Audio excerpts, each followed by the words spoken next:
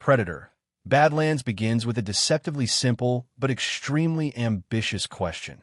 What happens when the predator is no longer the monster hiding in the darkness, but the character whose story the audience is asked to follow? That question is at the heart of the film's development. For almost 4 decades, the Predator had occupied one of the most unusual positions in science fiction cinema. It was one of the most recognizable creatures in the genre, yet it was deliberately kept mysterious. The original Predator film from 1987 introduced the creature as an almost supernatural hunter stalking an elite human military unit in a tropical jungle. Later films expanded the mythology, introduced different environments and human protagonists, and gradually revealed more about the Yautja, the alien species commonly associated with the Predator name. But the fundamental storytelling arrangement remained largely unchanged. Humans were the characters. The Predator was the hunter, the antagonist, the force of nature, or occasionally the reluctant ally. Predator. Badlands was developed by breaking that arrangement.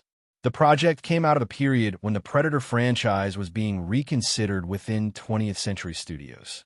The major turning point was the development and success of Prey, the 2022 film directed by Dan Trachtenberg and written by Patrick Eisen. Prey had already demonstrated that the Predator formula did not require a conventional sequel. Instead of continuing the contemporary timeline, it traveled back roughly 3 centuries and placed the hunter against a Comanche warrior named Nehru. That approach allowed the filmmakers to preserve the basic identity of the franchise while changing almost everything surrounding it. The success of that experiment gave Trachtenberg an opportunity to think even more radically about what a Predator movie could be. According to the development history that eventually became public, Trachtenberg and the studio began considering new Predator projects rather than simply moving toward another conventional sequel. The filmmaker had become particularly interested in the possibilities of the franchise beyond repeating the same human versus Predator formula. The idea was not merely to make the Predator stronger, more technologically advanced, or more dangerous. It was to change the audience's relationship with the creature itself. This distinction is important. A conventional Predator sequel might ask what new human characters could survive against a Predator. Badlands asks what it would be like to survive as a Predator. That reversal became the central creative gamble. The project was publicly revealed in February 2024 as a standalone Predator film titled Badlands, with Dan Trachtenberg attached to direct and Patrick Eisen involved as screenwriter. Their collaboration was particularly significant because they had already worked together on Prey. Their previous film had demonstrated that they understood how to preserve the identity of the Predator while placing it inside a radically different story structure. For Badlands, however, they went further. The story they developed centered on a young Predator named Dek. Rather than presenting him as an established warrior at the peak of Yautja society, the screenplay made him an outsider. Dek is an outcast from his clan, a figure who has failed to meet the expectations imposed upon him by his family and culture. His objective is therefore not simply survival. He wants to prove his worth. That decision gave the filmmaker something that the earlier Predator movies had rarely possessed: a Predator character with a personal dramatic problem. The Predator species had always possessed recognizable cultural characteristics. They hunt for sport and honor. They value trophies. They measure themselves against dangerous opponents.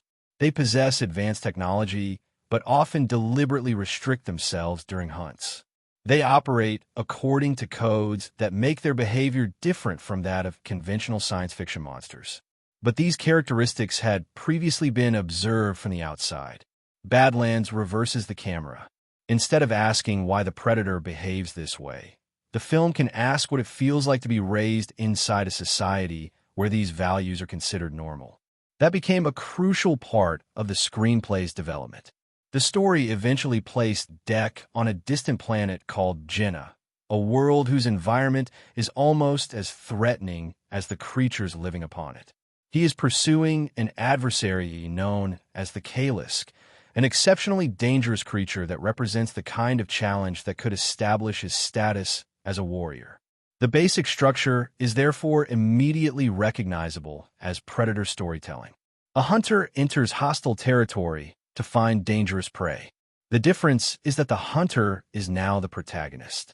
This was an enormous structural change because it meant that the filmmakers could no longer rely on the predator's traditional mystery in exactly the same way. If the audience were going to spend almost the entire movie with a Yautja character, then the filmmakers had to find ways to communicate emotion, intention, fear, humor, vulnerability, and character development without turning Dek into a human being wearing a predator costume.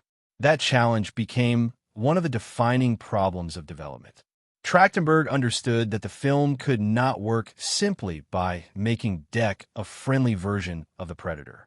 The character still needed to feel like a predator. He needed to behave according to his species' worldview. He needed to remain physically intimidating and capable of extreme violence. At the same time, the audience needed to understand him well enough to become emotionally invested in his survival. The solution was to build the story around an underdog. Dek is not the strongest member of his clan.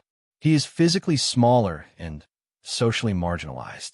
His relationship with his family establishes that his struggle is not simply against the monsters of another planet. He is also fighting against a cultural system that defines worth through strength and achievement. That allowed the screenplay to connect the familiar predator obsession with hunting to a much more conventional dramatic question. What does someone do when the people who are supposed to recognize their value refuse to recognize it? The result was a story that could function simultaneously as science fiction adventure, survival story, coming-of-age narrative, and predator mythology. When Dan Trachtenberg approached Predator, Badlands, he was not simply stepping back into a franchise that he had already helped reinvent with Prey. He was taking the central idea behind the Predator series and asking how far it could be pushed before it stopped being recognizable. That question is essential to understanding the movie's artistic identity. Trachtenberg's version of Predator is built around a contradiction. He wants the creature to remain frightening, violent, alien, and culturally distinct, while simultaneously allowing the audience to care about it as a character. The challenge is therefore not to make the predator less monstrous. It is to discover whether a monster can become emotionally accessible without losing the qualities that made it a monster in the first place. That ambition shapes almost every creative decision in Badlands. The director's relationship with the Predator franchise began long before he actually made one of its films. Trachtenberg has described his first encounter with the original Predator as something that happened through other people's descriptions. As a child, he heard older kids describe the 1987 movie to him after seeing it themselves. He was too young to watch it, so his first experience of Predator was essentially an act of imagination. That detail is more important than it might initially seem. The Predator was introduced to Trachtenberg not as a complete film, but as an idea. He imagined the creature before he actually experienced it. That kind of childhood relationship with genre cinema helps explain why his films are often less interested in preserving a franchise exactly as it was then in asking what the franchise made him imagine when he first encountered it. For Trachtenberg, the Predator was always more than a monster. It was a creature. It was a warrior. It was a mysterious alien. It had technology. It had rules. It had an apparent code of honor. It was intelligent. And perhaps most importantly, it was cool. That fascination with the creature became the foundation of Badlands. The director has repeatedly explained that his favorite science fiction characters are often the creatures, sidekicks, or villains rather than the conventional heroes. This helps explain why making the Predator the protagonist did not feel like a gimmick to him. From his perspective, the franchise had spent decades showing audiences an extraordinary character from the outside.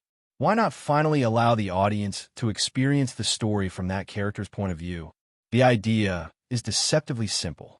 The Predator becomes the hero. But Trachtenberg understood that simply changing the point of view would not be enough. If Dek were transformed into an ordinary heroic character with Predator features, the experiment would fail. The director, therefore, wanted the character to remain unmistakably Yautja. Dek is not a human with mandibles.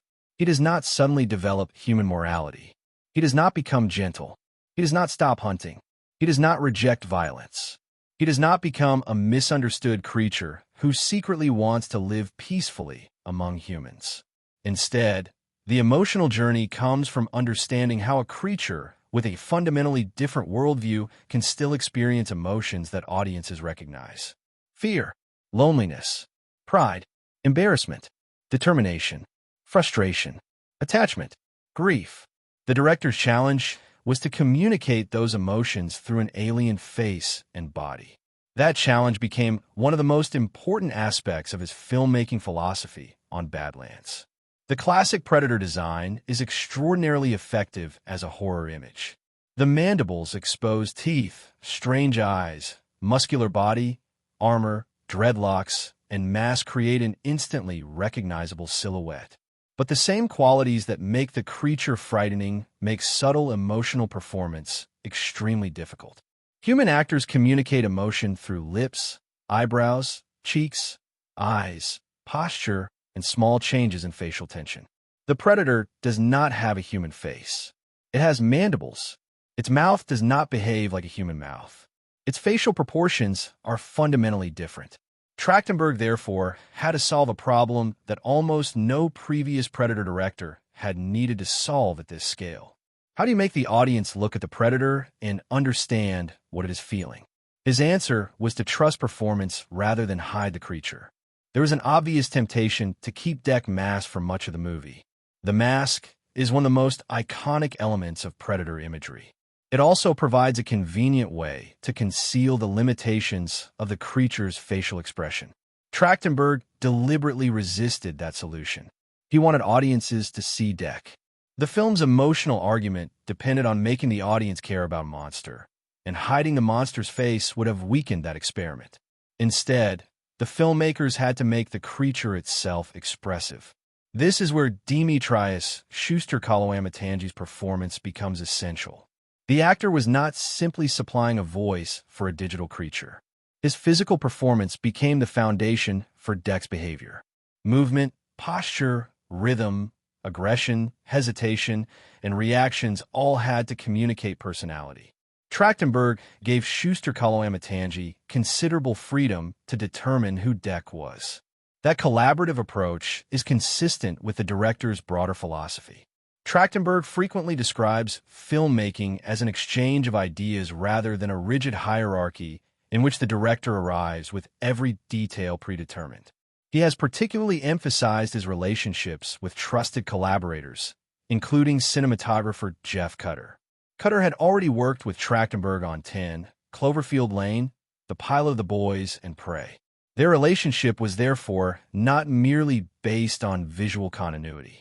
Trachtenberg considered Cutter someone with whom he could discuss story, action, emotion, composition, and even apparently ridiculous ideas. That kind of creative partnership is important because Badlands is an unusually ambitious visual film. The movie needs to function as a massive science fiction spectacle while also containing intimate character moments. It needs enormous creatures and expansive landscapes. It also needs quiet moments between Deck and Thia. Predator. Badlands is built around one of the most important changes in the history of the Predator franchise. Instead of treating the alien hunter as an intruder entering somebody else's world, the movie places the Predator inside a world that belongs to him. That distinction changes almost everything. In earlier Predator stories, the environment usually functions as a hunting ground. The jungle in the original film is dangerous, but its danger is largely understood through the human characters. Los Angeles in Predator 2 is a hostile urban environment, but again the audience experiences it through human eyes. The future city of the Predator 2018 film is similarly constructed around human characters. Even Prey, despite its historical setting and strong environmental identity, remains fundamentally a human survival story. Predator. Badlands reverses that relationship. Here, the central character is Deck, a young Yautja who has been exiled by his clan. He arrives on the planet Genna with a very specific objective: prove his worth by hunting an exceptionally dangerous creature. The official premise describes Genna as a deadly remote planet, and the Kalisk as an adversary that seems almost impossible to kill. That immediately establishes the planet as more than a backdrop. Genna is the central obstacle through which Deck's character is tested. The world has to be dangerous enough to challenge a predator. That is the first major principle behind the setting. The predator species has traditionally represented the apex of the food chain. The creature appears in a human environment and immediately becomes the dominant force within it. It possesses superior technology, superior physical strength, advanced camouflage, and a sophisticated hunting culture. If Badlands simply placed Deck on an ordinary alien planet populated by conventional monsters, the premise would lose much of its power. The filmmakers therefore designed Genna as a place where the concept of an apex predator becomes unstable. Deck is dangerous, but Genna is more dangerous. That creates a fascinating ecological hierarchy. The hunter is also prey. The warrior is also vulnerable. The creature that normally controls the environment has to learn the environment. This idea gives the setting a direct relationship with the story's themes. Genna is not simply where the story happens. Genna is what the story is about. The planet is a test. It forces Deck to confront physical danger, but it also forces him to confront assumptions inherited from his culture. He arrives believing that strength and hunting ability are enough. The planet repeatedly demonstrates that survival can require adaptation, observation, cooperation, and an understanding of creatures that cannot be approached according to conventional Yautja hunting methods. The environment therefore functions almost like another character. It watches. It reacts. It attacks. It hides threats. It creates opportunities. It constantly changes the balance between predator and prey. One of the most important aspects of Genna is its visual identity. The filmmakers deliberately chose not to create the entire planet as a purely digital environment. New Zealand became a major component of the production, with filming taking place around Auckland and Rotorua. Rotorua's geothermal landscapes, forests, ridgelines, and unusual natural formations provided the physical foundation for much of the alien world. This decision was central to the visual philosophy of the movie. New Zealand already contains landscapes that can appear unfamiliar to viewers even before visual effects are added. Geothermal steam, volcanic terrain, dense vegetation, unusual rock formations, lakes, forests, and rugged hills can be photographed in ways that make them appear genuinely extraterrestrial.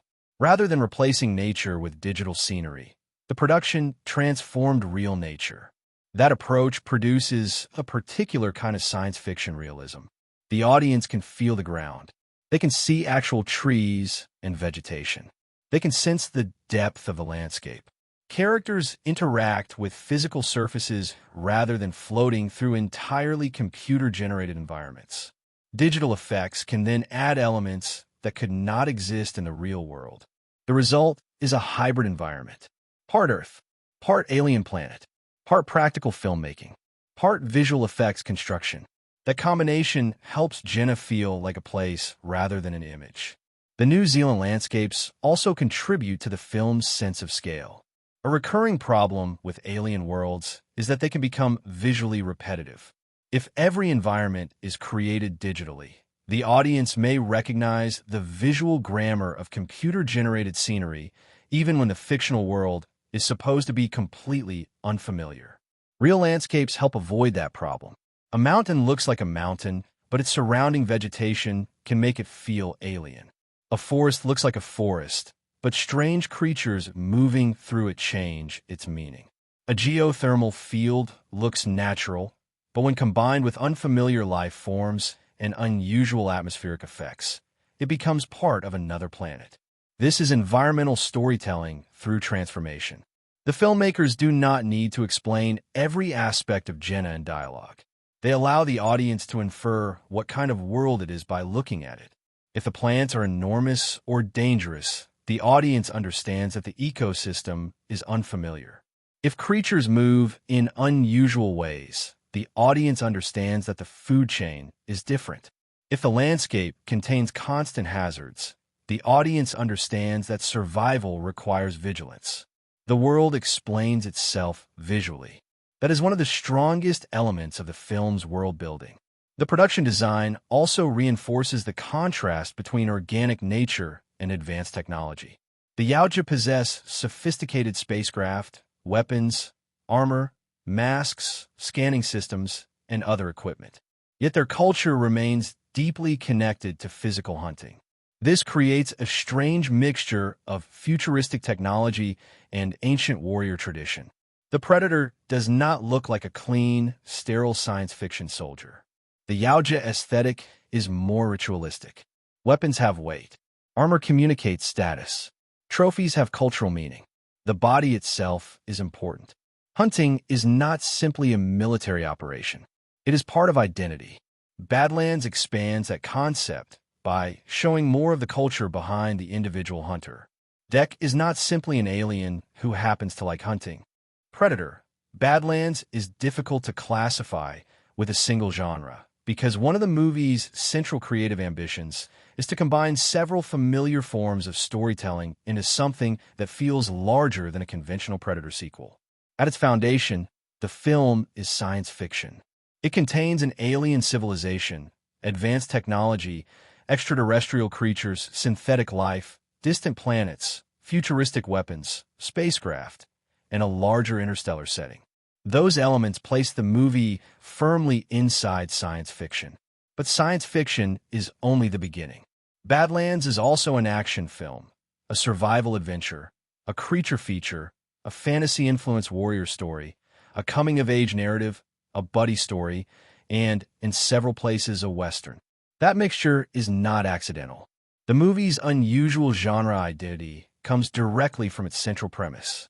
If the protagonist had been a human soldier hunting a predator, the movie could have remained relatively easy to categorize. It will be science fiction action with survival and horror elements. But the decision to make Dek, a young Yautja, the central character, changes the genre expectations. The Predator is no longer simply the threat. The Predator is the adventurer. The Predator is the underdog. The Predator is the character whose emotional journey matters. That means the movie has to borrow storytelling conventions from genres that traditionally belong to human heroes. The most important genre in Badlands is science fiction adventure. The film's enormous landscapes, alien creatures, advanced technology, extraterrestrial cultures, synthetic beings, and distant planets create a sense of exploration. The audience is not simply watching characters fight. They are entering a new world. That sense of discovery is fundamental to the experience. Classic science fiction often asks audiences to imagine worlds that do not exist. Badlands uses that tradition to expand the Predator universe. Genna is not simply an alien location where a chase happens. It is a world with its own ecosystem, dangers, technology, and history. The audience is constantly being introduced to things that are unfamiliar. That creates the feeling of an expedition. Dek is effectively a science fiction explorer, even though his objective is expressed through the language of hunting. He is entering an environment where the rules are different. He has to learn how the planet works. He encounters creatures that do not behave like anything he already knows. He discovers technology and environments that challenge his expectations. This gives the film the structure of an adventure story. The adventure genre is traditionally built around movement. The protagonist leaves one environment and enters another. The journey exposes them to escalating challenges. Each new location creates a new problem. The protagonist develops through those challenges. Badlands follows that structure closely. Dek begins in a position of rejection. He is separated from his clan. He travels into the Badlands. He encounters threats. He forms an unexpected relationship with Thia. He faces increasingly dangerous creatures. He moves toward a final confrontation. The physical journey becomes the emotional journey. That is one of the reasons the film feels more like a quest than a traditional horror movie. The second major genre is action. This is unavoidable because Predator is fundamentally an action franchise.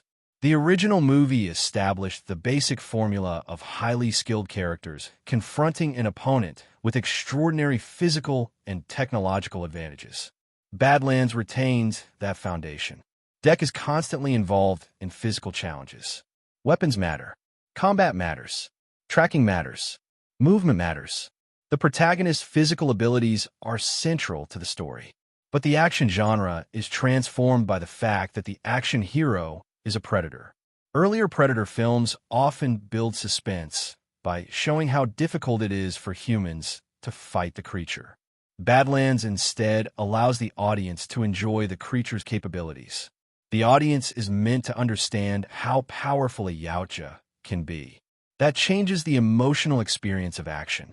The audience is no longer thinking only about whether the predator will kill someone. The audience is thinking about how Dek will overcome the next obstacle. The weapons become exciting rather than terrifying. The hunting skills become heroic rather than purely threatening. The predator's physicality becomes a source of spectacle. This is one of the movie's most important genre reversals. The third major genre is survival. Survival storytelling is one of the oldest narrative forms. A character enters an environment that is hostile to them. Their resources are limited. They encounter obstacles. They must adapt. The environment itself becomes an enemy. Badlands strongly follows this tradition. Genna is designed to make survival difficult even for Yautja. This is important because survival stories depend upon vulnerability. If the protagonist is too powerful, the genre stops working. Trachtenberg solves that problem by placing Dek in an environment that can neutralize some of his advantages. The planet is filled with dangerous organisms. The terrain is unpredictable. His usual hunting assumptions are challenged. His equipment does not solve every problem. He needs help. He needs to learn. The predator becomes a survival protagonist. This is one of the most unusual genre combinations in the film. A creature traditionally associated with hunting is placed inside a survival narrative. The audience watches the hunter struggle to survive. That creates a reversal that runs throughout the movie. The hunted becomes the hunted. The monster becomes the underdog. The hunter needs an ally. The strongest character needs help. The predator has to learn the rules. These reversals make the familiar feel unfamiliar. Another important genre is the creature feature.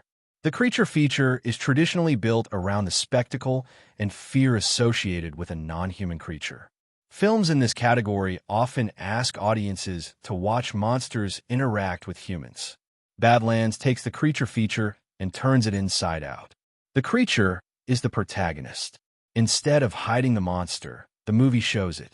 Instead of maintaining mystery, it gives the monster personality. Instead of asking the audience to fear the creature, it asks the audience to empathize with it. The opening of Predator.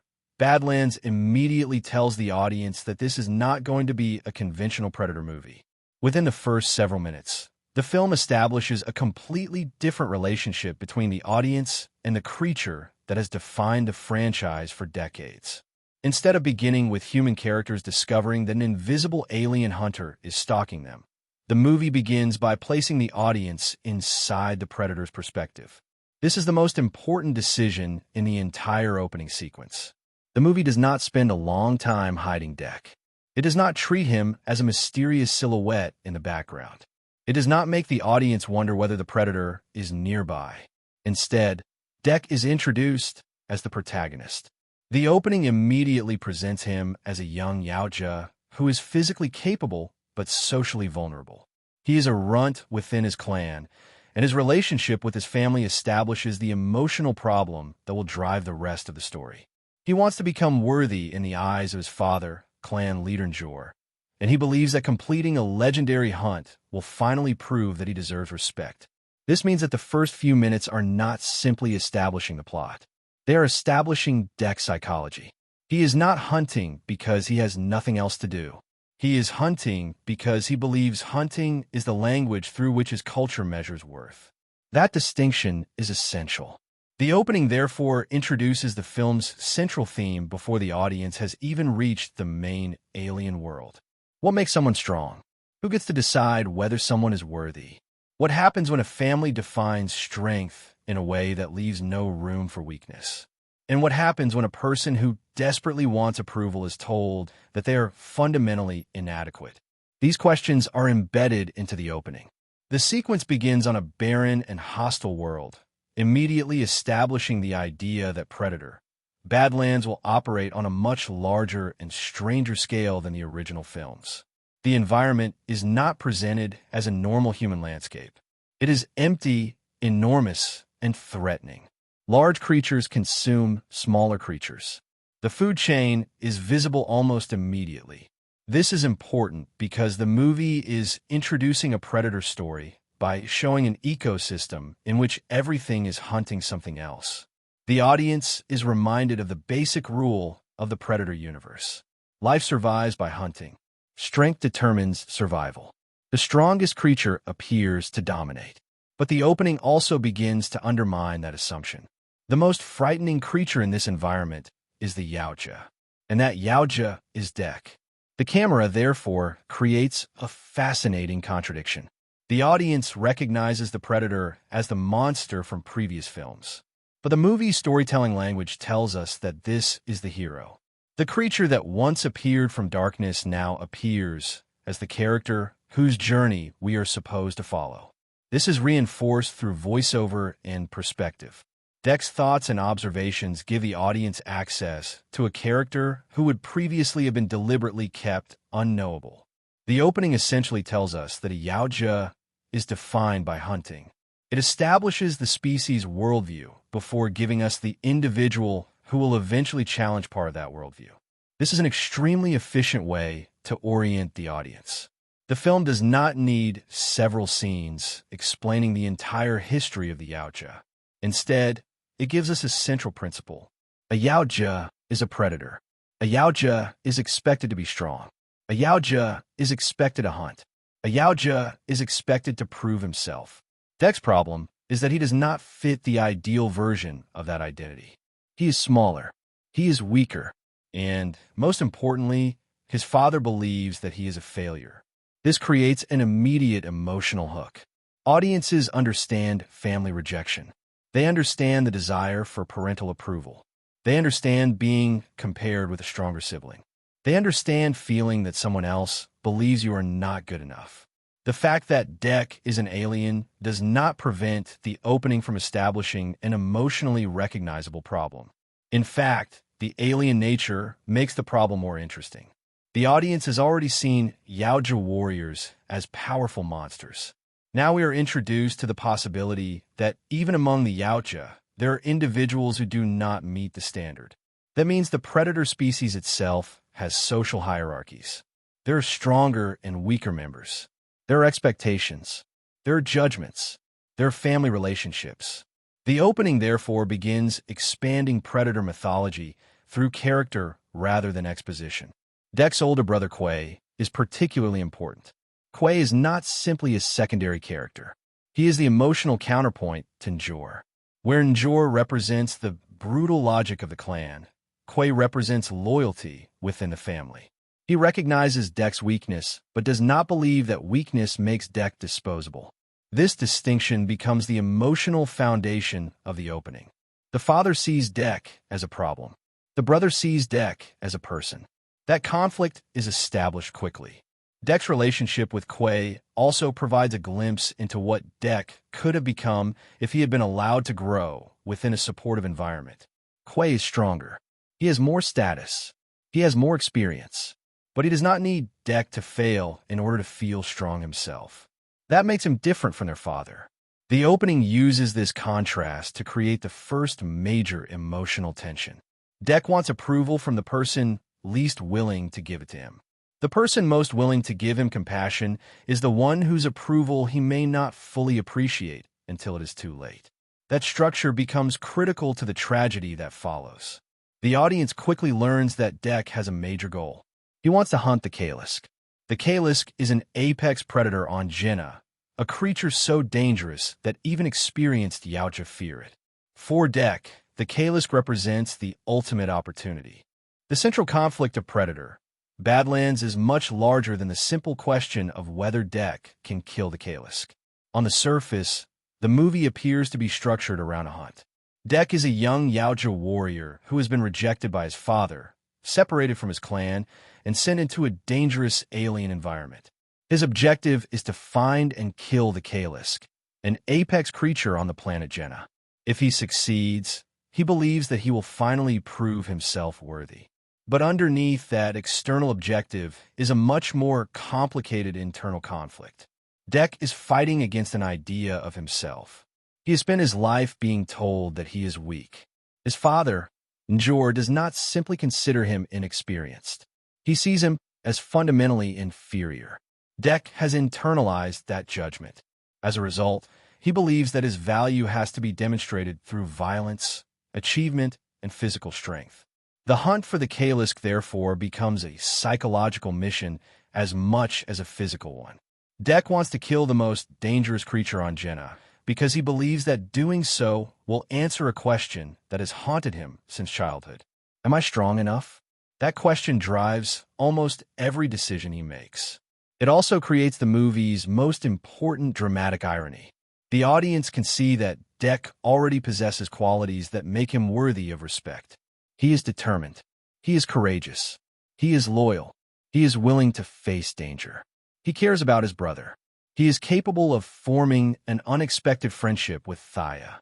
He is willing to sacrifice himself for someone else. Yet Dek does not recognize those qualities as strength because they do not fit the definition he inherited from his father. His father taught him that strength means domination. The story gradually teaches him that strength can also mean compassion, loyalty, cooperation, and sacrifice. This creates two simultaneous conflicts. The first is external. Dek must survive Genna and defeat the Kalisk. The second is internal. Dek must redefine what it means to be strong. The two conflicts are deliberately connected.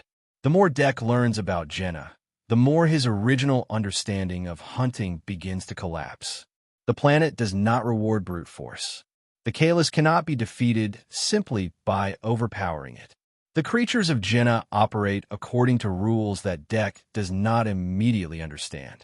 His traditional Yautja approach is therefore insufficient. He has to adapt, and adaptation becomes a metaphor for emotional growth. The movie's central external conflict begins with Dek's exile. He has already lost his position within his family before the main adventure even starts. His father wants him dead because he sees him as an embarrassment to the clan. His brother Quay protects him, but that protection comes at an enormous cost. Quay's death removes Dek's strongest emotional connection to his home. This creates the first major stake. Dek cannot simply fail and go home. There is no longer a safe home waiting for him. He has been cut off from his family. His mission is therefore partly an attempt to construct a new identity. If he cannot belong among the Yautja, he has to discover who he is without their approval. This makes the journey emotionally dangerous even before the physical dangers appear. Genna then becomes an extension of that conflict. The planet is effectively an alien wilderness. It contains enormous creatures, hostile environments, unusual biological systems, and threats that do not follow the rules Dek knows.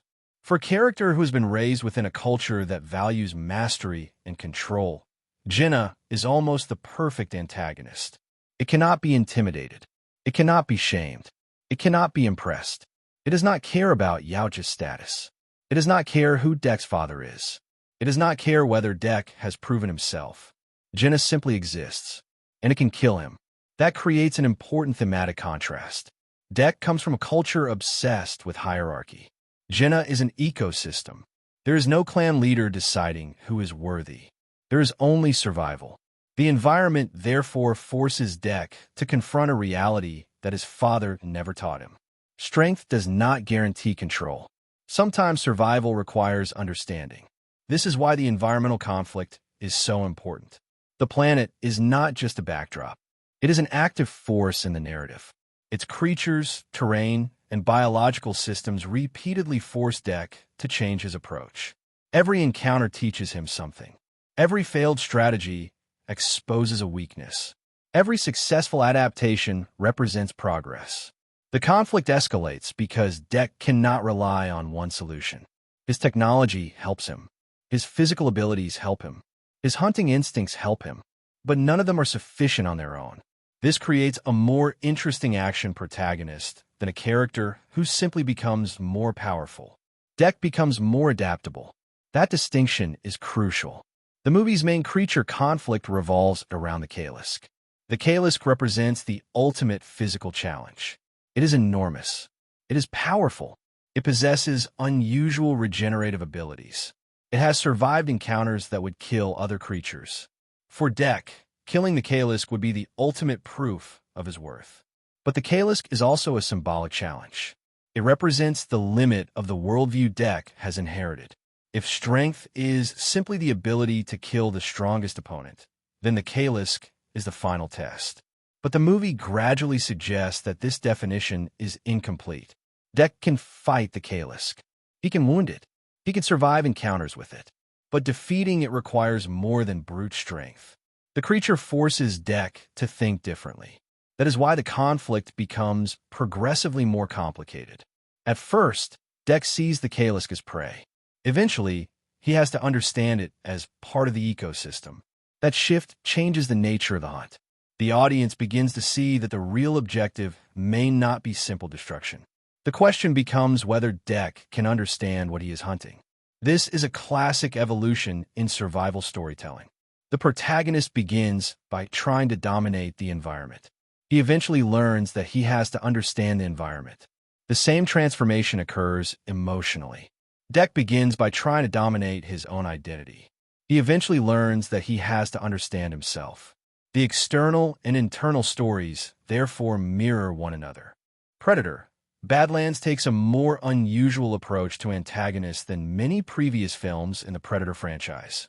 The movie does not depend on one traditional villain who exists only to oppose the hero. Instead, Dek faces several different antagonistic forces, each representing a different kind of threat. Some of these threats are physical, some are emotional, some are ideological, some are environmental. And one of the most important antagonistic forces is not even a person or creature at all. It is an idea, the idea that weakness makes someone worthless. This is the belief that follows Dek throughout the story, and it is the belief represented most clearly by his father, Njor. To understand the villains and antagonistic forces of Predator, Badlands, it is useful to separate them into different categories. Njor represents personal and ideological opposition. The Kalisk represents the ultimate physical challenge. Weyland-Yutani represents institutional and corporate opposition. Genna itself represents environmental hostility, and Dek's own insecurity represents the internal antagonist. These forces constantly interact with one another. The result is that Dek is rarely fighting only one enemy. Even when he is facing a physical creature, the emotional and psychological conflicts are still present beneath the action. This layered approach gives the film more complexity than a simple predator versus monster story. The first and most personal antagonist is Njor, Dek's father and the leader of his clan. Njor is important because he establishes the central wound in Dek's personality. Dek does not begin the story as a confident warrior who simply wants adventure. He begins as someone who has been judged and rejected by the person whose approval matters most to him. Njor considers Dek too weak to represent the ideals of the Yautja. This judgment is not presented as ordinary parental disappointment. It is extreme. Njor's worldview leaves very little room for weakness. A warrior who cannot meet the standard becomes a problem. And, from Njor's perspective, a problem must be removed. This makes Njor more than an abusive father. He becomes the human, or rather Yautja, embodiment of a brutal ideology. His philosophy is based on survival through hierarchy. The strong deserve status. The weak are disposable. Compassion is a weakness. Failure is shameful. Family loyalty is secondary to the survival of the strongest. This philosophy explains why his conflict with Dek is so powerful. Dek is not merely fighting against a father's anger.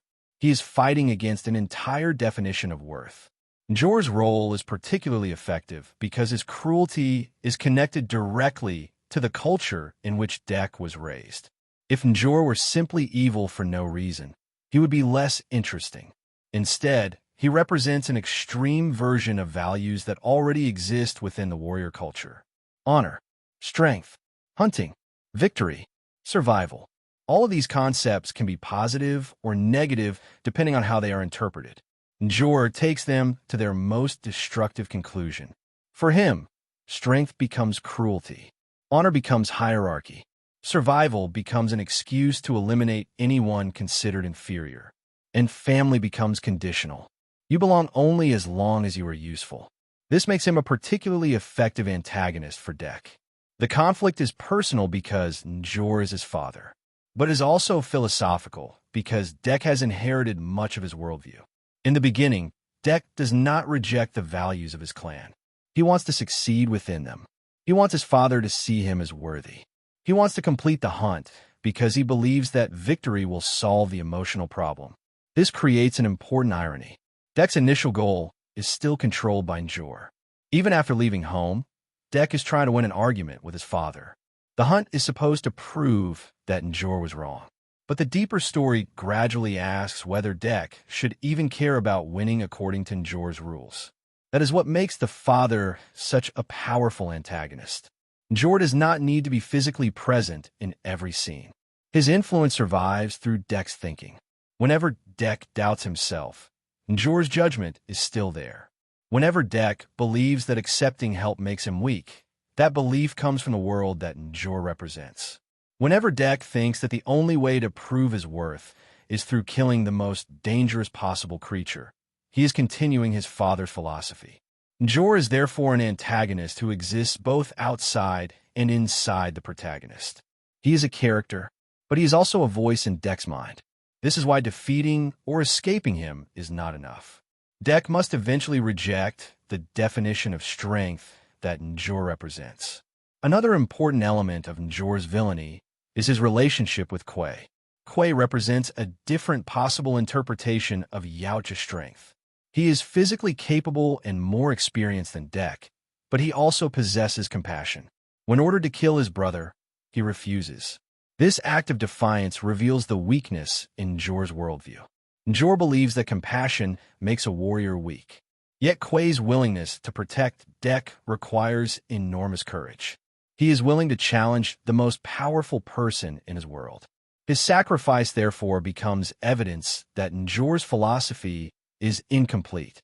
The strongest act in the opening is not a kill. It is a sacrifice. This is why Quay's death matters so much to the antagonist structure. Njor does not simply remove a supporting character. He destroys the clearest example of an alternative form of strength. Dek then has to carry that example with him. In a sense, Quay becomes the positive counterpart to Njor. One father figure, or authority figure, teaches that strength means domination. The brother teaches that strength can mean protection. Dek's entire journey can be understood as a movement between those two definitions. Njor also represents the danger of inherited identity. Dek has been born into a clan with rules that existed before him. He did not choose those rules, yet he initially believes he must live according to them. This is a common theme in coming-of-age stories. The young protagonist must decide whether the values of the previous generation will define the next generation. Njor represents tradition without flexibility. Dek represents the possibility of change. Their conflict, therefore, has a symbolic dimension. It is not simply father versus son. Predator, Badlands can be understood through several different story structure models, but the hero's journey provides one of the clearest ways to examine Dek's transformation. The film also contains elements of the three-act structure and the Save the Cat model, yet its central narrative follows a familiar mythic pattern. A young outsider begins in a world where he does not belong. He is given an impossible challenge. He crosses into an unfamiliar world. He encounters allies and enemies. He is tested repeatedly.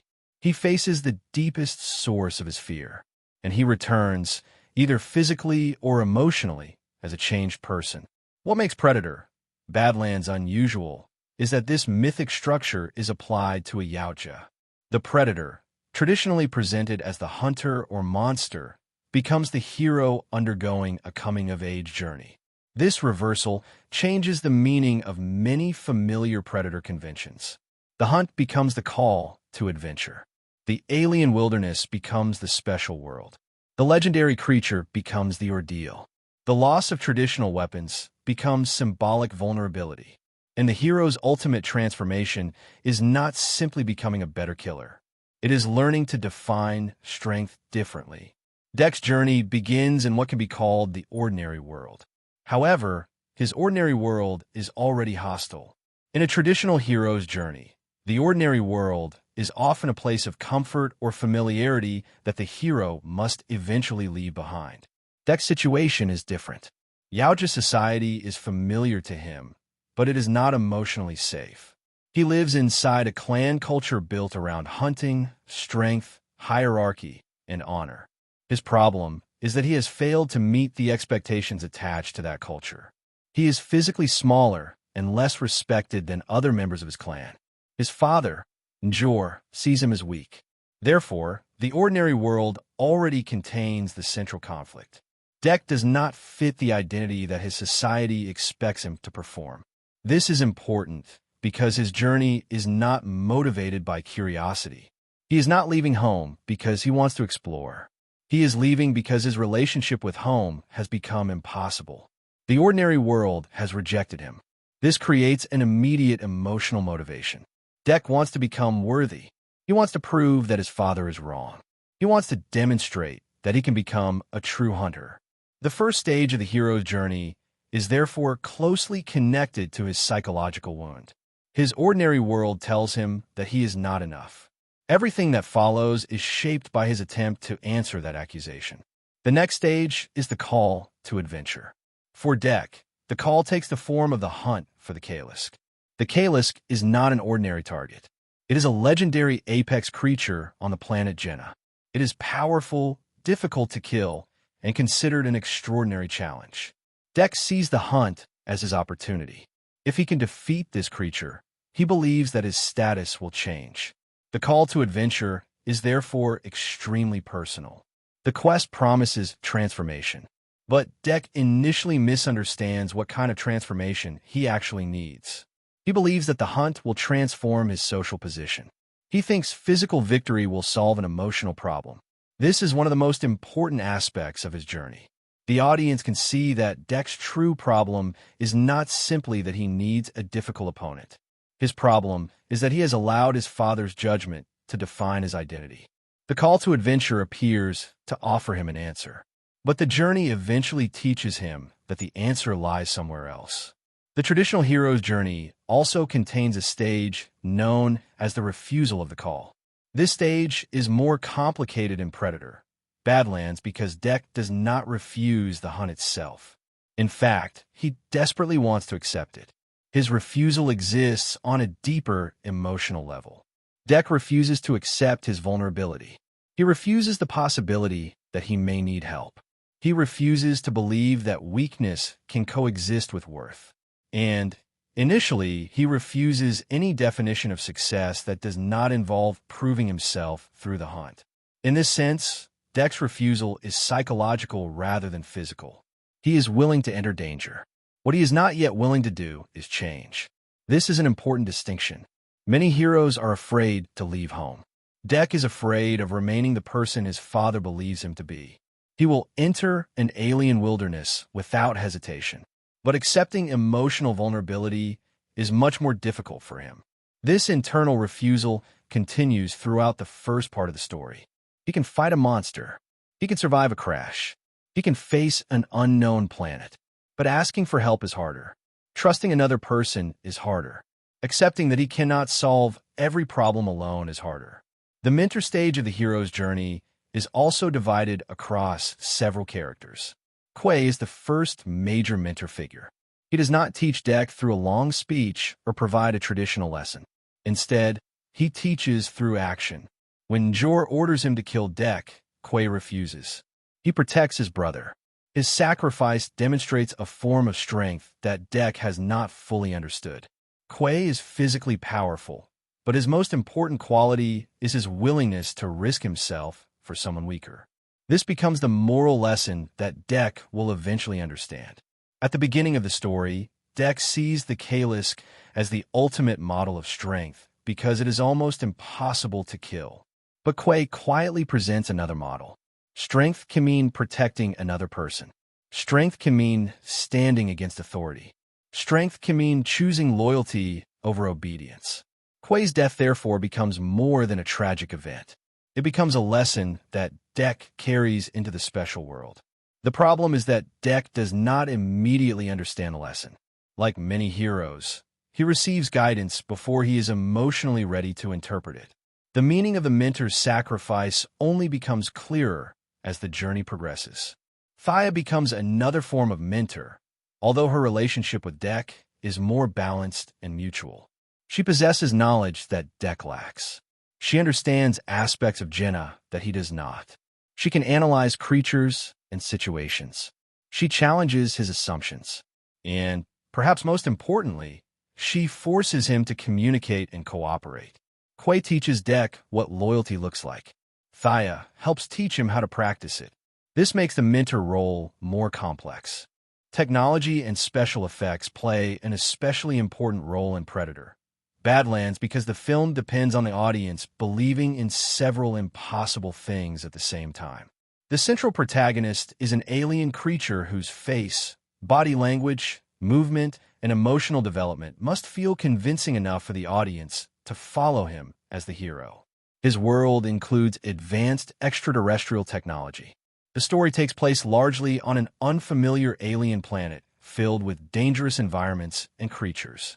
Synthetic characters introduce another level of visual complexity, and the action requires the interaction of practical filmmaking, digital effects, creature animation, stunt work, makeup, motion capture, and computer-generated imagery. This makes Predator: Badlands a particularly interesting technical evolution within the Predator franchise. Earlier Predator films were built around the challenge of making a frightening alien hunter feel physically real. The original Predator became famous partly because of its practical creature design. The costume gave the alien a physical presence. The actor could stand beside the human cast. The creature occupied real space, moved through real environments, and could interact directly with props and locations. Predator: Badlands inherits that legacy, but it faces a different challenge. The Predator is no longer only the mysterious figure appearing briefly from the darkness. Dek is the protagonist. The audience spends far more time with him. We need to understand his reactions. We need to recognize his personality. We need to see fear, frustration, determination, confusion, and eventually emotional growth. This requires a more advanced combination of creature performance and visual effects. The technical challenge is not simply creating a convincing monster. It is creating a convincing character. That distinction is central to the film's approach to technology. A traditional monster can remain mysterious. Its face can be hidden. Its emotions can be ambiguous. In Predator: Badlands, Dek cannot remain completely unreadable because the audience follows his journey from beginning to end. The filmmakers, therefore, have to balance two competing goals. Dek must still look and feel like a Yautja. He must retain the intimidating anatomy, mandibles, movement, and physical power associated with the Predator mythology. At the same time, he must become expressive enough to function as a dramatic lead. This balance requires careful visual design. If he becomes too human in his expressions, the character risks losing his alien identity. If he remains completely unreadable, the emotional story becomes difficult to communicate. The solution lies in performance. Body language becomes essential. The position of the head, the speed of movement, the reaction to danger, and the way Dek physically interacts with other characters all communicate information. Small movements can replace conventional facial expressions. The audience learns to read him through behavior. This is particularly important because the character does not communicate in the same way as a typical human protagonist.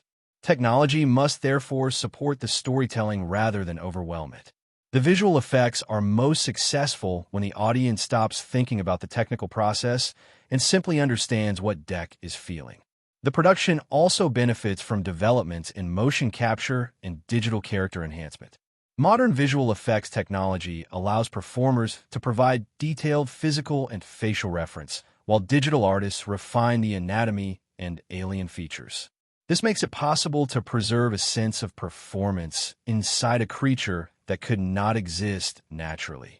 The goal is not to replace acting with animation.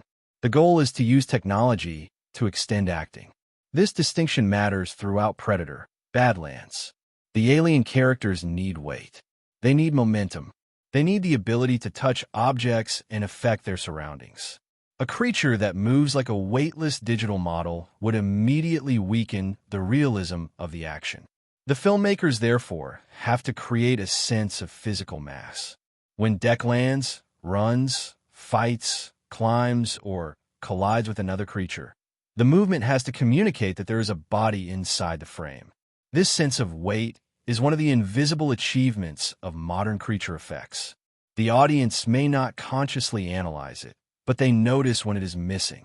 Practical effects remain important because physical reality gives actors something tangible to react to. A real prop weapon has weight. A practical piece of armor catches light naturally. A physical section of an alien creature can interact with performers. A real environment provides shadows, dust, moisture, and texture that do not have to be invented later. Even in productions with extensive digital effects, practical filmmaking creates a foundation. Predator, Badlands benefits from this hybrid approach. The goal is not to choose between practical effects and computer-generated imagery. The strongest visual storytelling usually combines them. Practical elements create reality. Digital elements expand reality. This is especially important for action scenes. An actor may interact with a practical part of a creature while the rest of the creature is completed digitally. A real set may be extended into an enormous alien landscape. A practical weapon may be enhanced with digital energy effects. A stunt performer may create the physical movement while computer graphics alter the final appearance. The audience sees one seamless image. Behind that image are multiple technical disciplines working together. The world of Genna presents another major visual challenge. An alien planet has to feel unfamiliar without becoming visually confusing. The audience needs to understand the geography of a scene. They need to know where characters can move. They need to recognize danger. And they need to understand how one location connects to another. At the same time, the planet has to feel different from an ordinary forest, desert, or mountain range on Earth. Environmental visual effects, therefore, become part of the storytelling. Genna is not designed merely as a beautiful background. The environment itself affects the plot. Plants can become threats. Terrain can become an obstacle. Creatures may be hidden inside the landscape. And the physical rules of the environment influence how Dec approaches survival. The emotional impact of Predator, Badlands comes largely from the way the film changes the audience's relationship with the Predator itself. For most of the franchise's history, the Yautja has represented danger, mystery, and physical superiority. Human characters see the Predator as something almost impossible to understand. It appears suddenly, hunts according to unfamiliar rules, and disappears behind advanced technology or the natural environment. Predator, Badlands changes that perspective. Instead of asking the audience how a human being can survive a predator, the film asks the audience to follow a predator who is trying to survive a world that is even more dangerous than he is. This reversal creates the emotional foundation of the movie. The audience begins with a creature they recognize as a hunter and gradually learns to understand him as an individual. Dec is not emotionally compelling because he stops being dangerous. He remains a Yautja. He remains capable of violence. He remains a hunter shaped by a culture built around strength and survival. What changes is the audience's access to his vulnerability. For perhaps the first time in a Predator story, the emotional question is not simply whether the human protagonists will survive the creature. The question is whether the creature himself will survive the journey physically and emotionally. This creates a very different type of attachment. The audience watches Dec struggle against forces that are stronger than his expectations, his weapons, and, at times, his confidence. The film's strongest emotional theme is rejection. Before Dec enters the dangerous world of Genna, he is already fighting a personal battle. His father, Njor, considers him weak. Within the Yautja culture represented in the film, weakness is not treated as a minor flaw. Strength is connected to identity, status, and worth. To be considered weak is therefore to have one's place in the world questioned. This gives Dek an emotional wound before the main adventure has even begun. He does not leave on his journey simply because he wants excitement. He is trying to prove that he deserves respect. That motivation is immediately understandable, even though the protagonist is an alien creature. Many viewers can recognize the emotional desire behind it. The need to prove oneself to a parent. The fear of disappointing a family. The frustration of being judged according to standards that feel impossible to satisfy. The belief that one great achievement will finally make other people see your value. These are deeply human emotions placed inside an alien character.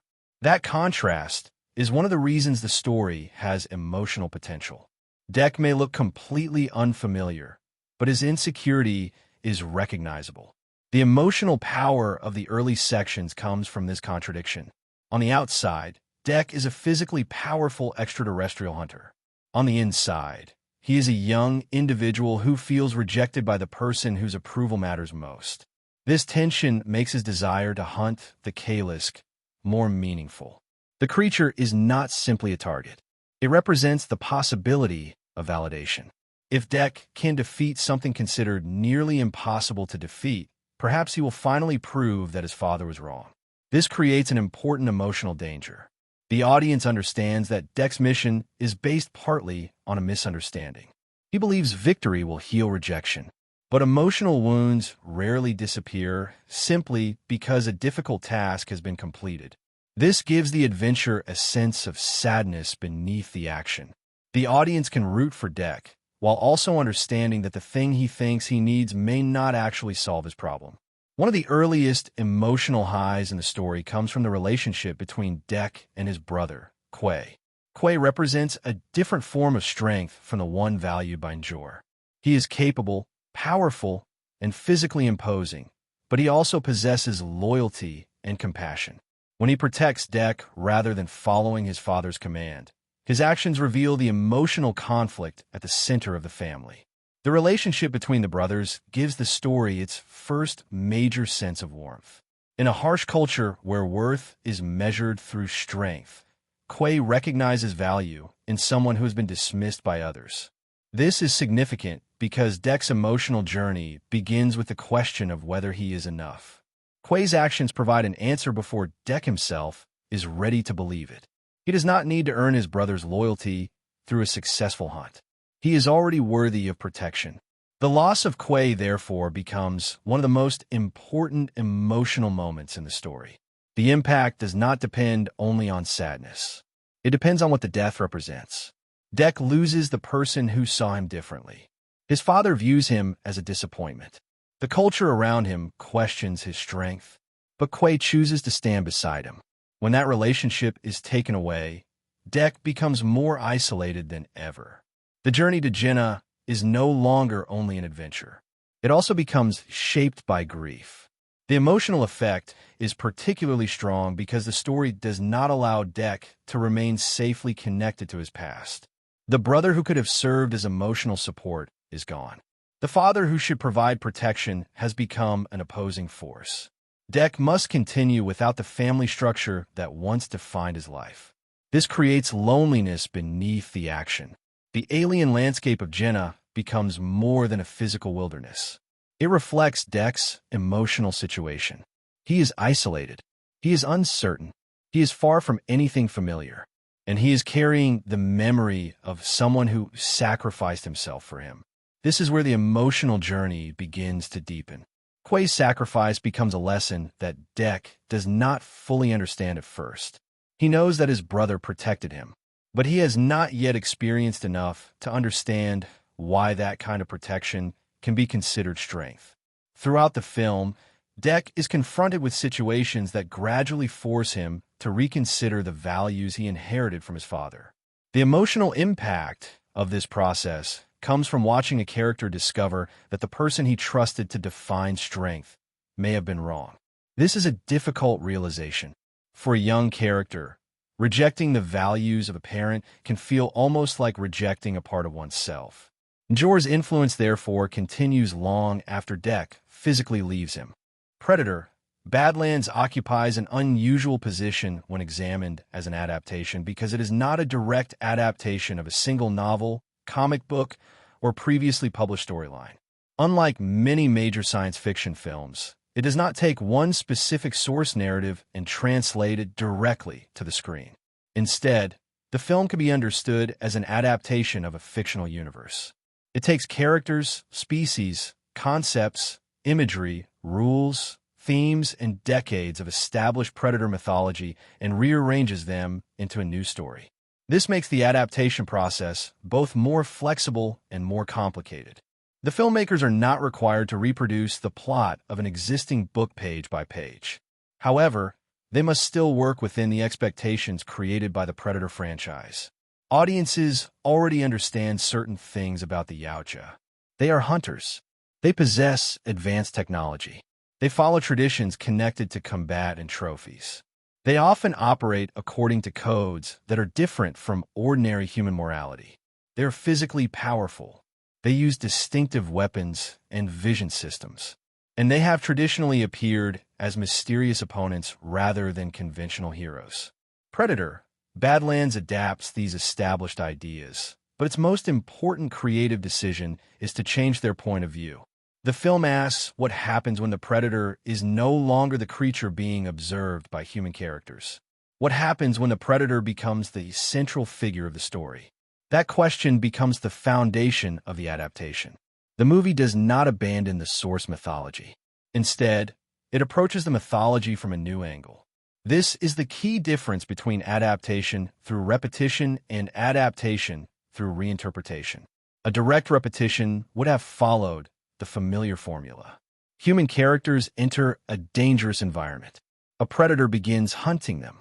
The characters slowly discover what they are facing. Weapons prove insufficient. The protagonist learns the predator's weaknesses. And the final confrontation becomes a battle for survival. That structure has produced several different Predator stories.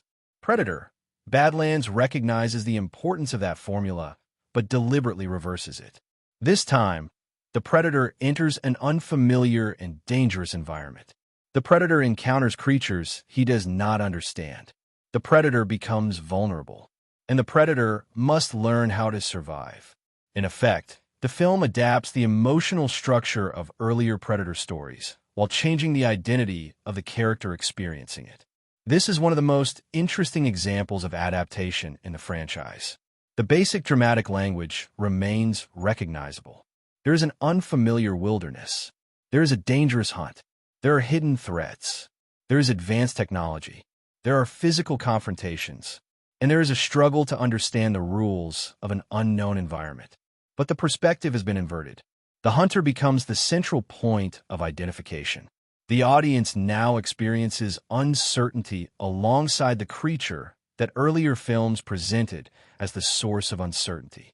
This allows Predator, Badlands to preserve the spirit of the franchise while creating a fundamentally different narrative experience. The most important source material for the film is therefore the larger Predator mythology itself. The original Predator established the essential image of the Yautja as technologically advanced hunters who travel to dangerous locations in search of worthy prey. Subsequent films expanded that mythology in different directions.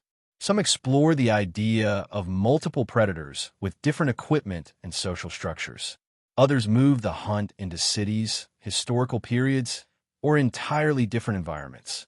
The broader universe gradually established the possibility that the predator species contains internal diversity. Not every Yautja must be identical. Not every hunter must use exactly the same weapons. Not every individual must follow the same methods. This evolution of the mythology makes a protagonist like Dek possible. The earlier image of the predator as a completely unknowable monster would have made such a character difficult to construct. But as the franchise expanded, audiences became increasingly familiar with the species. The Yautja developed a history, a culture, different forms of weaponry, rituals, hierarchies, and a sense of individual identity. Predator: Badlands takes advantage of that accumulated mythology. The film can assume that audiences already recognize the broad concept of the predator. Because of this, it does not need to spend the entire story explaining what a Yautja is. Instead, it can focus on an individual within that world. This is an important development in franchise adaptation. Once a fictional universe becomes large enough, the source material is no longer only one story. The source material becomes the world itself. The adaptation process then involves choosing which elements of that world to preserve, which to expand, and which to reinterpret. Dek represents one of the largest additions to the mythology. He is not simply another version of the classic predator. His role in the narrative changes what the audience needs to know about him. A traditional predator can remain mysterious because the mystery creates fear. Dek cannot remain completely mysterious because the audience must follow his emotional journey.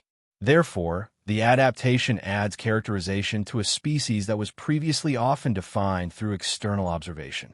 This does not mean the film has to explain every detail of Yautja society. In fact, too much explanation could damage the mystery of the universe. The challenge is to reveal enough information to understand Dek's personal conflict while leaving the larger civilization partially unknown. This selective expansion is one of the most important adaptation decisions in the movie. The audience learns about the culture through conflict. The relationship between Dek and his father reveals the importance of strength and status. The relationship with his brother reveals that loyalty can exist within the same harsh culture. The hunt for the Kalisk demonstrates the value placed on achievement. And Dek's journey reveals that an individual can challenge the values of the society that created him. Rather than presenting a detailed documentary about Yautja civilization, the film allows family relationships to communicate cultural information. This is an efficient storytelling choice.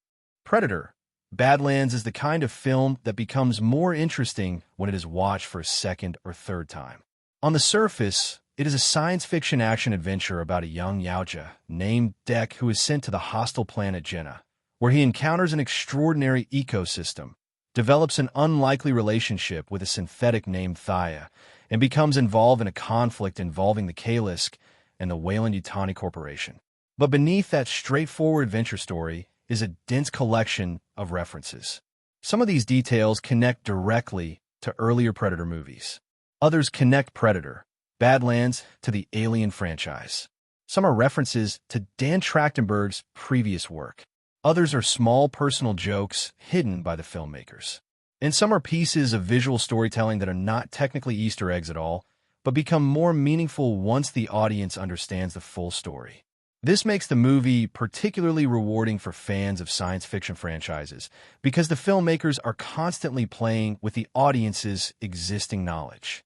The first major category of hidden details involves the Predator franchise itself. One of the most important ideas carried into Badlands is the concept of the Predator trophy collection. The Yautja have always been associated with trophies.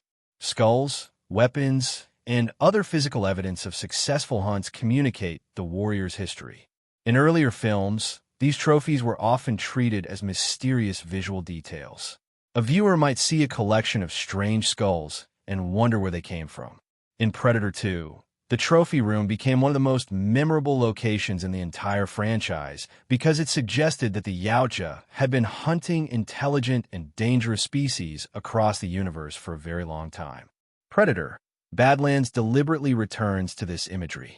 The trophy room scene during the film's opening material is more than a visual callback. It communicates the enormous history of a Yautja before the main story even begins. Dek is not participating in a new tradition. He is entering a culture with a history that stretches far beyond what the audience has previously seen. The room therefore works almost like a visual history book. Instead of explaining the entire history of a species through dialogue, the filmmakers allow the trophies to communicate it. The audience can look at the walls and realize that the predators have encountered countless forms of life. Some of the objects are recognizable. Others are deliberately strange. and some are designed to make viewers wonder whether they have connections to other stories. This uncertainty is part of the fun. Dan Trachtenberg has specifically encouraged audiences to look closely at the trophy room, including a particular skull that he has said viewers have incorrectly identified. He described it as something more playful and unexpected than many fan guesses suggested. This is an important point about the film's Easter eggs. Not every strange object is intended to provide a major continuity revelation. Sometimes the filmmakers simply want the audience to speculate. A background prop can become conversation. Fans can pause the movie, zoom into an image, compare it with creatures from earlier movies, and develop theories. That process is part of the enjoyment. The trophy room also recalls one of the most important visual ideas in the original Predator. The Predator is a hunter that travels. Its hunting grounds are not limited to one planet.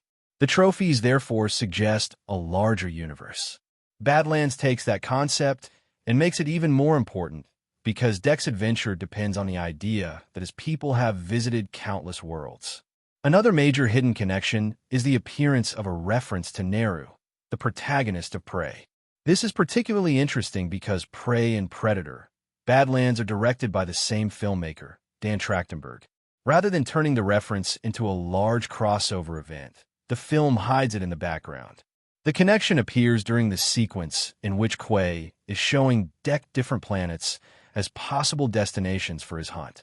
Among the holographic images is a visual reference associated with Neru. For viewers who do not know what they are looking at, it can pass by almost instantly. For Predator fans who have watched Prey repeatedly, however, it becomes a small confirmation that the filmmakers are treating their different Predator stories as part of a connected mythology. This is a good example of how Trachtenberg uses Easter eggs. The reference does not interrupt the story.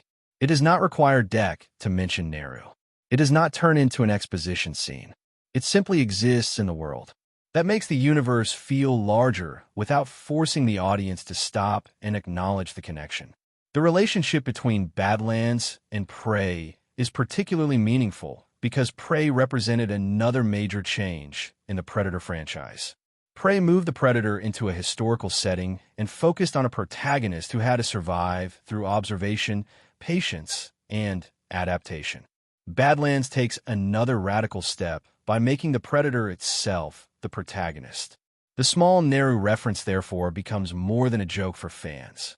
It creates a subtle line between two movies that both challenge traditional assumptions about what a Predator story can be. Another major category of Easter eggs comes from the Alien franchise. This connection is much more explicit. Thia is not simply an original robot character. She is a synthetic associated with the Weyland-Yutani Corporation. The corporation is one of the most recognizable institutions in the Alien universe. Its presence immediately tells viewers that Predator, Badlands, is operating in a larger science fiction continuity, or at least deliberately invoking the visual and thematic language of Alien. The Weyland-Yutani connection is visible through small details on Thia herself. The company's distinctive branding can be seen in association with her synthetic body. This is particularly significant because viewers who have watched Alien, Romulus will recognize similarities between Thia and the synthetic characters from that film. The connection is not merely cosmetic. The film uses Thia to explore ideas that have always been important to the synthetic characters in the Alien universe. Predator, Badlands entered theaters in November 2025, carrying an unusual amount of commercial significance for the Predator franchise. The series was already an established science fiction property, but its theatrical history had been inconsistent. The original Predator had become a major science fiction action classic. Predator 2 performed much more modestly. The subsequent films experienced varying degrees of commercial success. Predators performed respectably. The Alien vs. Predator movies attracted substantial international audiences. The Predator in 2018 produced a worldwide theatrical gross of roughly $159.5 million. But the franchise had also demonstrated that simply putting the Predator into another action movie did not automatically guarantee a major theatrical event.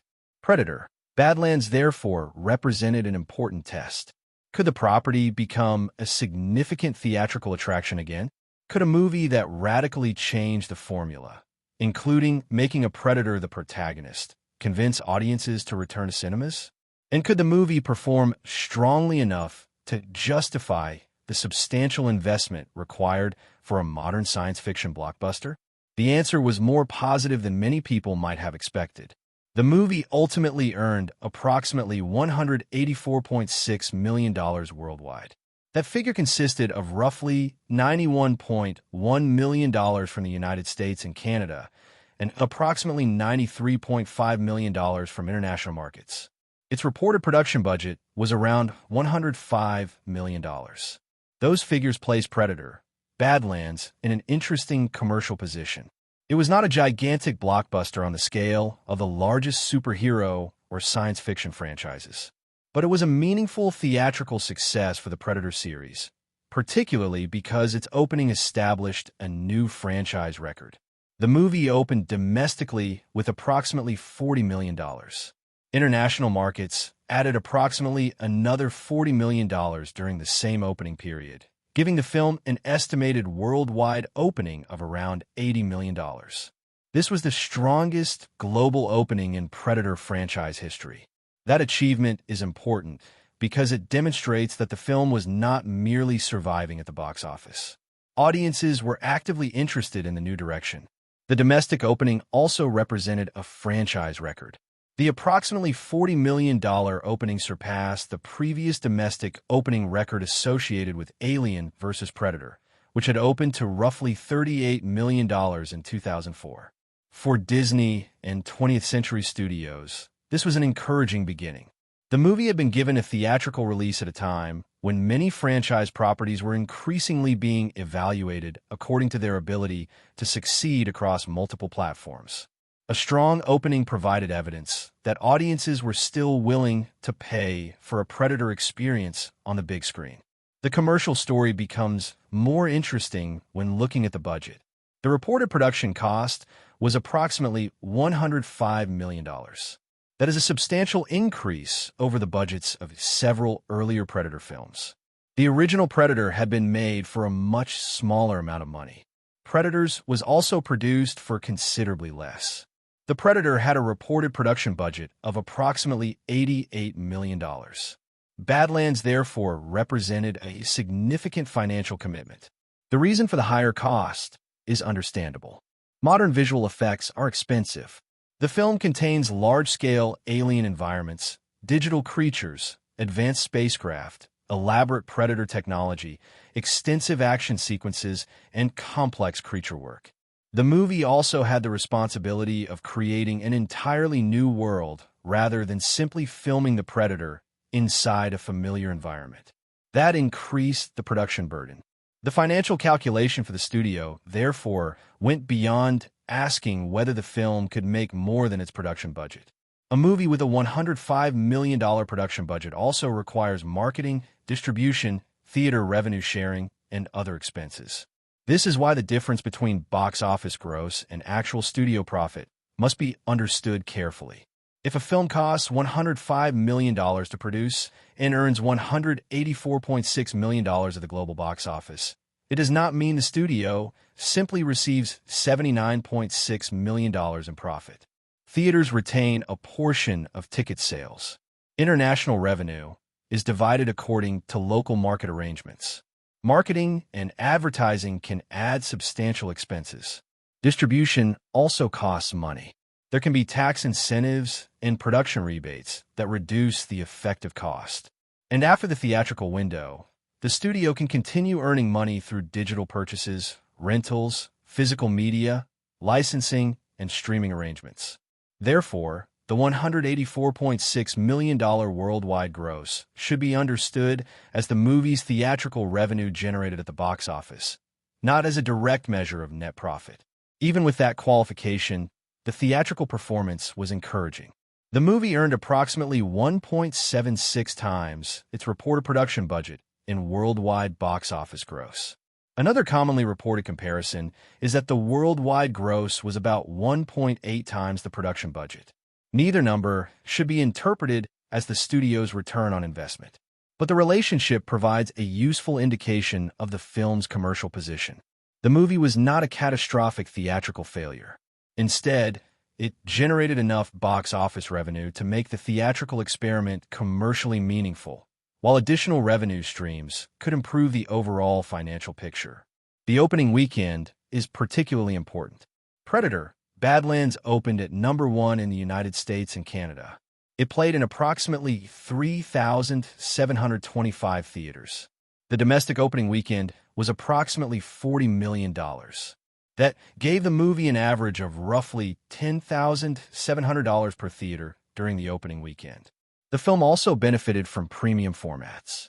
Large format presentations and IMAX screenings were important because the movie was designed as a visual spectacle. This is increasingly important for modern theatrical economics. When audiences have access to large televisions and sophisticated home entertainment systems, studios need to give them a reason to see a movie in a cinema. Science fiction action films are particularly suited to that strategy. The scale of Genna, the creature design, the sound. Predator: Badlands arrived in a franchise environment that was already unusually active. The Predator series had existed for almost 4 decades, which meant that its audience was not a single group. There were people who discovered the original Predator in the 1980s. There were fans who grew up with Predator 2. There were audiences who entered the franchise through the Alien vs. Predator films. There were younger viewers who discovered the series through Predators and the Predator. There were fans who became interested again after Prey. And there was an entirely new group of viewers who encountered the franchise through Badlands and its unusual decision to make a Yautja the central protagonist. This diversity is important because Predator fandom has never been based solely on movies. The franchise has generated comics, novels, video games, action figures, collectibles, artwork, costumes, fan fiction, online discussions, convention appearances, and countless fan theories. The movies provide the central mythology, but the community has spent decades expanding and interpreting that mythology. Predator: Badlands therefore entered a fandom that was already accustomed to debating continuity, ranking different predators, examining weapons, discussing hunting codes, and speculating about the history of the Yautja. What changed with Badlands was the direction of those conversations. Instead of primarily asking which human character could defeat a predator, fans began asking what kind of predator Dek was. That shift was enormous. For decades, the predator had usually been discussed as an antagonist. Fans debated how dangerous different versions were. They compared the original jungle hunter with the city hunter from Predator 2. They compared the super predators from Predators with the fugitive predator and the ultimate predator from the Predator. They discussed armor, masks, wrist blades, plasma casters, smart discs, spears, shoulder cannons, and other equipment.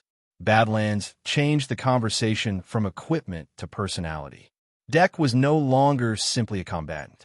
He became a character whose relationships and decisions could be analyzed. This gave the fandom an entirely new subject. One of the biggest points of discussion was Dek's relationship with his family. His father, Njor, became especially important because he represented a strict interpretation of Yautja strength. Dek is rejected because he does not meet his father's expectations. That immediately created debates among fans about whether Njor was simply cruel or whether he was himself a product of Yautja culture. Some viewers interpreted him as an outright villain. Others saw him as an embodiment of the warrior society's values. This distinction matters because it changes how Dek's story is interpreted. If Njor is simply an abusive father, then the story is primarily personal. If Njor represents the cultural system itself, then Dek's rebellion becomes much larger. He is not only rebelling against a parent.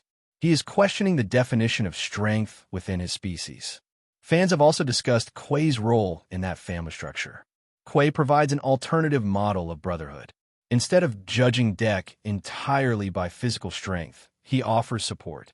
His relationship with Dek, therefore, became one of the emotional elements that fans frequently highlighted. For a franchise traditionally associated with violence, the emphasis on family relationships was surprising. Many viewers expected another straightforward hunt. Instead, the movie gave him a story about belonging. This led to discussions about whether Predator: Badlands was actually changing the fundamental meaning of the franchise. Some fans argued that it was. Others argued that the movie was simply revealing something that had always existed underneath the surface. The Yautja have always had a code. They have always demonstrated ritual. They have always had traditions.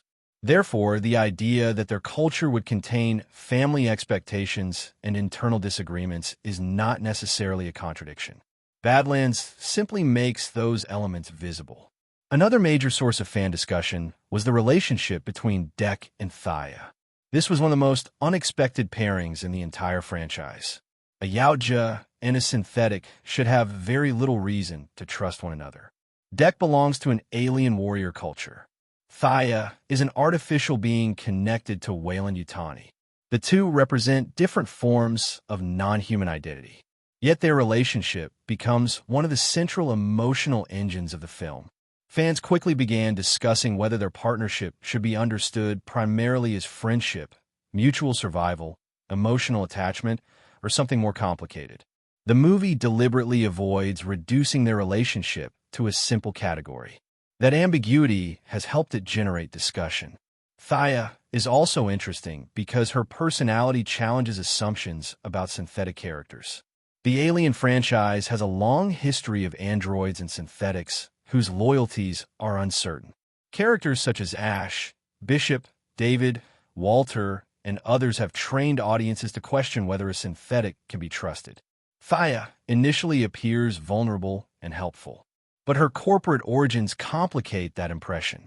Viewers, therefore, entered the relationship with Dek carrying decades of science fiction expectations. That makes the partnership more interesting. Fans can interpret Thia through the lens of the Alien franchise while also evaluating her as an individual character. Her physical condition also became an important subject. Because Thia is divided into distinct bodily components, the film creates unusual visual and narrative possibilities. The fact that she can continue functioning in ways that a biological character could not becomes both a source of humor and a source of vulnerability. Fans have discussed how this changes the traditional concept of a companion character. Thia is physically unusual even by science fiction standards. That makes her relationship with Dek different from a conventional human sidekick. Another enormous subject within the fandom has been the Kalisk. The creature quickly became one of the most discussed aspects of the movie because it challenges the traditional predator concept. The predator has always been associated with hunting dangerous prey. The Kalisk is therefore exactly the kind of creature that the Yautja would find worthy. But the film complicates the hunt by revealing the creature's relationship with Bud.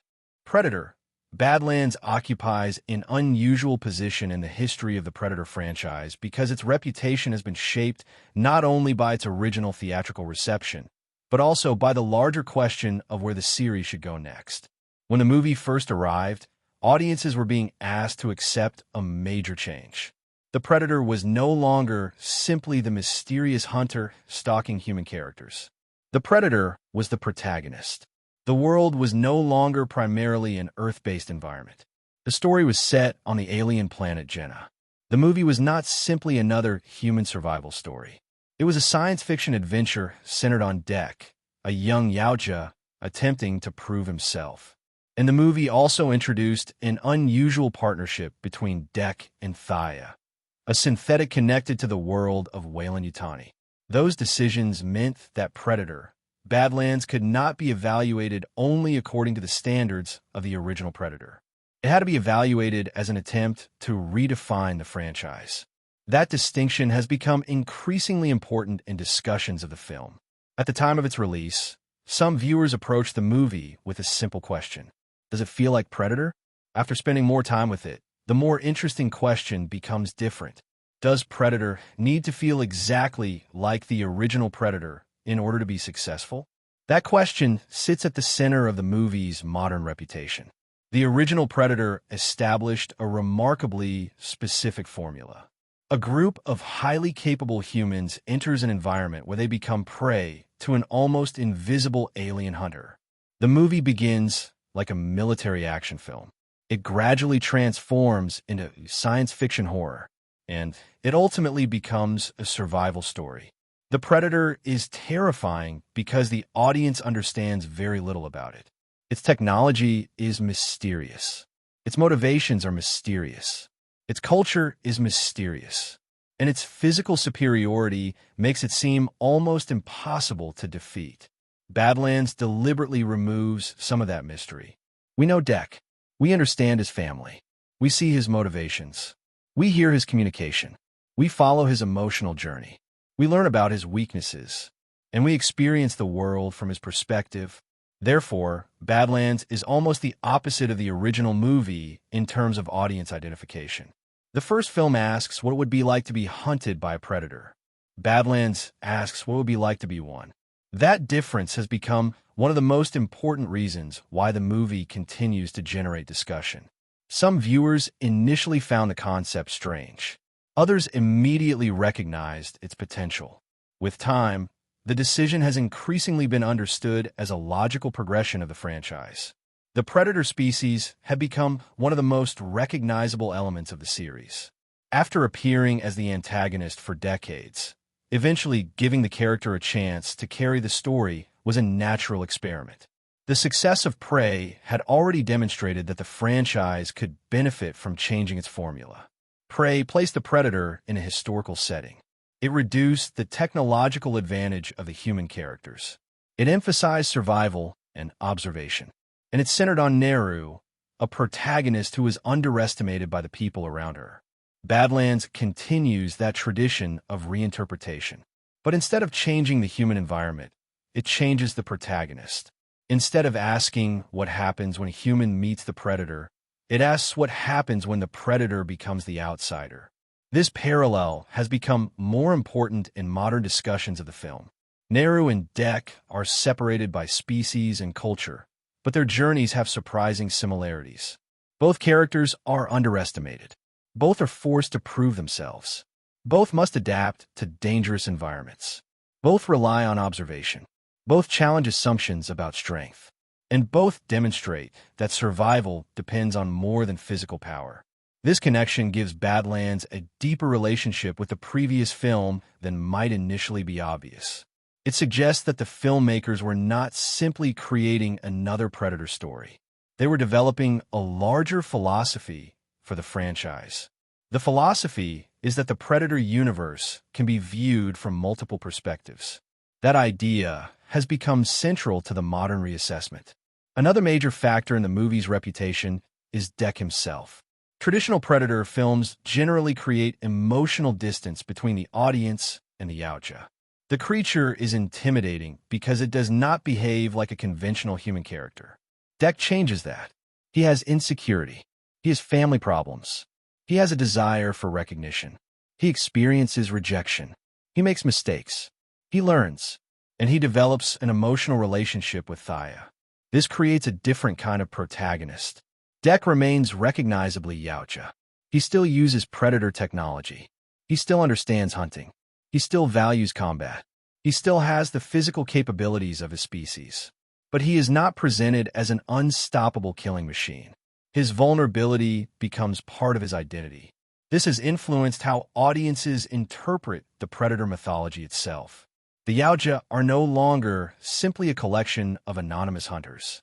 They can have different personalities, different beliefs, different family relationships, different ideas about honor, and different interpretations of strength. That expansion has been welcomed by many fans because it creates narrative possibilities that were previously difficult to explore. Modern reassessment has therefore tended to focus more heavily on the cultural aspects of the movie. Njor, for example, becomes more than a conventional antagonist. He represents an older interpretation of Yautja masculinity. His expectations for Dek are based on physical strength. He believed that a predator's value is demonstrated through traditional warrior characteristics. Dek's struggle against him is therefore partly a struggle against the definition of identity. This gives the movie a thematic dimension that earlier installments did not necessarily emphasize as strongly. The movie can be interpreted as a story about breaking away from inherited expectations. Deck's journey is not simply about becoming stronger. It is about discovering what strength actually means. That distinction becomes more important when the movie is viewed after the initial excitement of its action sequences has faded.